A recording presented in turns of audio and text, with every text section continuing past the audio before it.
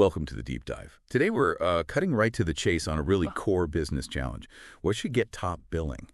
Your resources or your customers. We're looking at the article, Customer First, Why Prioritizing Customer Needs Beats Chasing Resources. It's guiding our discussion on why being customer-centric is just crucial for success long-term. Our aim here is to give you some clear, actionable takeaways. It might seem obvious, right? Focus on customers. But actually balancing that with the day-to-day running of a business, that can get tricky. Oh, it certainly can. There's this real temptation to look inward, focus on making operations smoother, maybe boosting the bottom line with internal efficiencies. And look, those things are important, absolutely. But they can become a kind of trap if they start to overshadow why you're actually in business, which is, fundamentally, to meet a customer's need. Right. And the article makes a really key point here. It says a lot of successful companies, they hit a plateau, not because they run out of new ideas, but because those ideas stop being driven by what the customer actually wants or needs. They shift focus maybe to internal stuff, keeping an eye on competitors or, pleasing stakeholders. And somewhere along the way, the customer's voice just gets quieter. And that inward focus, it can lead to something the article calls decoupling theory. Sounds a bit academic, maybe, but it basically means a company can be really busy innovating, developing new features, getting new tech. But if those innovations aren't actually solving real problems for their customers, if they're not fulfilling actual desires, like the article mentions, better entertainment, smoother communication, easier access to info, well, then all that effort, all that innovation might not translate into real progress with the people actually buying from you. So the takeaway is being busy building isn't progress if you're not building what your customer truly needs. Okay, so being customer-centric. It's not just about blindly saying yes to every single suggestion that comes in. It's more strategic than that. It's about deeply understanding who your customer is, right? And then making those key decisions, the big ones, with their needs right at the center. It means prioritizing those customer insights over, say, internal politics and really focusing on building that lasting loyalty, not just, chasing short-term wins or checking boxes.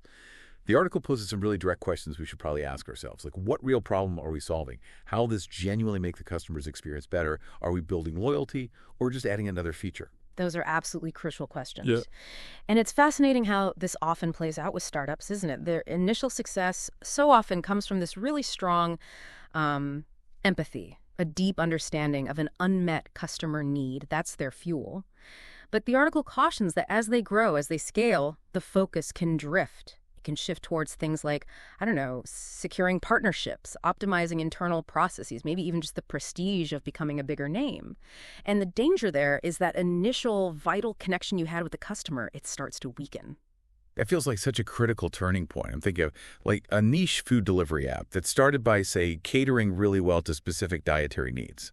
As they grow, maybe the pressure is just to add more restaurants, quantity over quality perhaps, and they risk losing focus on that original loyal base that got them started. Is that the kind of trap? Maintaining that original focus, it must take real, conscious effort as you scale up. Exactly right. That's a perfect example. And the article introduces this idea of customer value being like a North Star.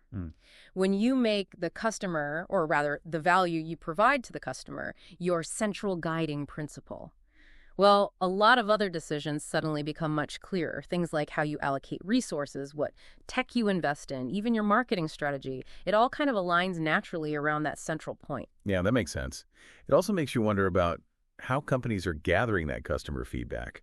Are they genuinely, truly listening, trying to understand the underlying needs, the desires, the frustrations, or are they maybe just relying too much on surveys, data points that might not paint the full picture?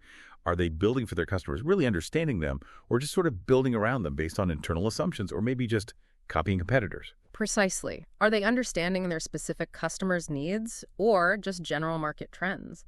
And ultimately, the article brings it all back to a pretty fundamental choice. Success, it argues, isn't just about having the most capital or the fanciest tech. The companies that truly thrive, the ones with staying power, are those who never forget who they're building for. So when you're faced with that decision, where do we put our energy, our resources, the winning strategy, according to this thinking, is always prioritize the customer. So the enduring lesson really is about that long-term success and relevance. It hinges on keeping the customer right there, front and center. That's the core message. Okay, so for you listening, here's maybe a final thought to chew on. Think about the last significant decision made in your job, your project, your company. Was the customer truly, honestly at the heart of that decision? And looking ahead, what might be the long-term implications of that choice, based on what we've discussed? Definitely something worth reflecting on. Thanks for taking this deep dive with us today.